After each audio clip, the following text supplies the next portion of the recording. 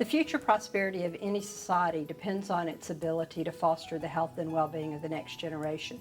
And we know when we invest in our children and give them opportunities to be successful, they'll pay that back over the course of their lifetime. The basic architecture of the human brain is built through a process that begins before birth and continues through adulthood.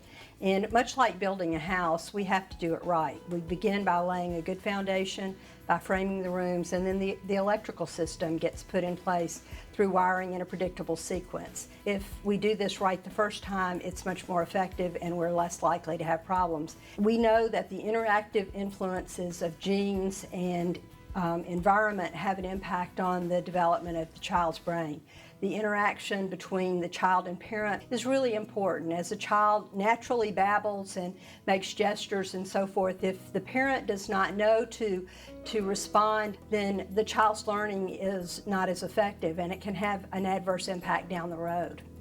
The literature has demonstrated the benefits of home visiting in a variety of outcomes. By identifying early those families and those children who are most at risk of having difficulty later in development, we can implement strategies, provide resources early on that prevent those unwanted outcomes.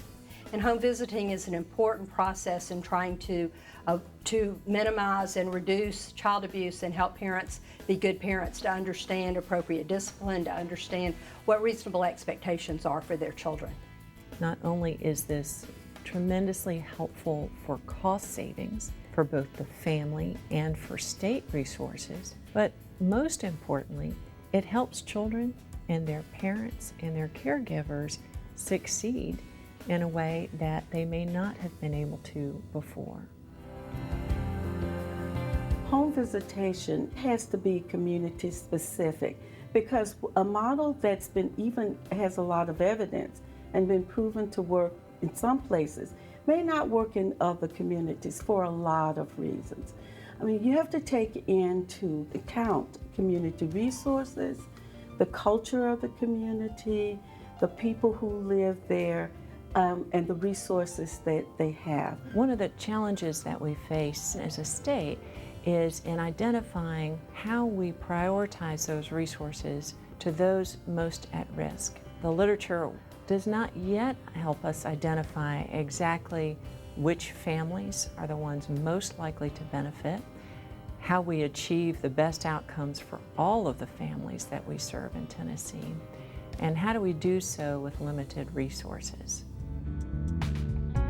We've learned a lot over the years, and we've come up with 5 factors that all families need to be able to thrive and for children to grow up to reach their fullest potential. And that's what home visitation encompasses, is a way to take those 5 protective factors and put them in families' homes. The 5 factors are social connections. Families are so isolated, and it's so important that they have the ability to make a connection in the communities they live, and home visitation provides them that opportunity. The second protective factor, which is knowledge of parenting and child development, is really something that home visitors do every time they visit. It's a focused visit. Every visit has a plan, and that plan is to increase the knowledge and the skills and ability of that parent as it relates to their children. The third factor is parental resilience. It gives parents that ability to bounce back so that when a crisis happens or obstacles get in their way, they figure out ways that they can overcome that. The fourth factor is concrete services in the time of need. This is where you identify maternal depression, substance abuse, domestic violence, and begin to give the services and the interventions needed to reduce violence in that home. The last protective factor is the social emotional development of children. In this factor, you work with parents to appreciate and value children for who they are. And those 5 factors really are what home visitation is all about.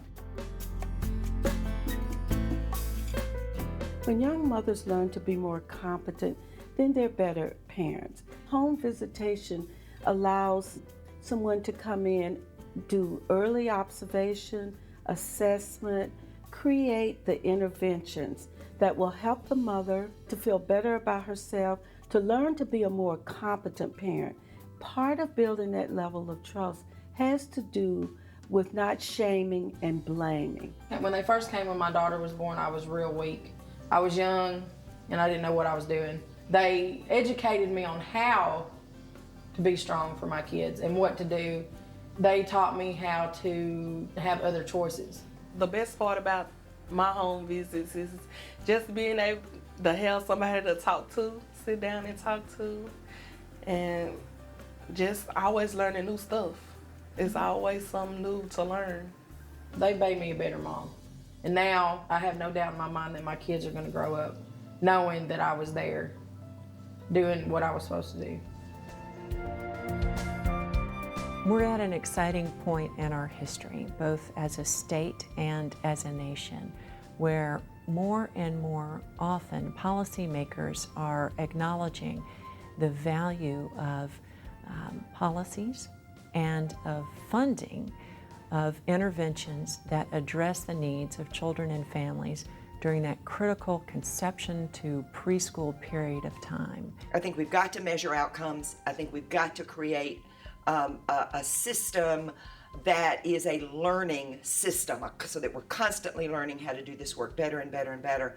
I think we've got to look at how we best measure those outcomes, and I think we've got to look at early home visitation programs as something that is a very important part of a much bigger awareness and focus on the needs of vulnerable families and very young children.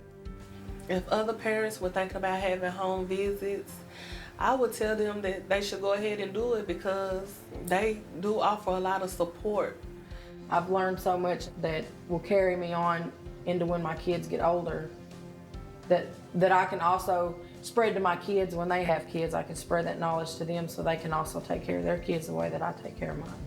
Quality home visitation is one of the most effective strategies to help parents do a better job with serve and return in early learning. It's one of the best strategies to reduce toxic stress by reducing child abuse. And when we do this, we help children to develop the skills both socially, emotionally, and also cognitively, so they can do well in school, so they will become nurturing parents themselves, and they will be productive employees and good citizens. It is an investment in our future that pays tremendous dividends.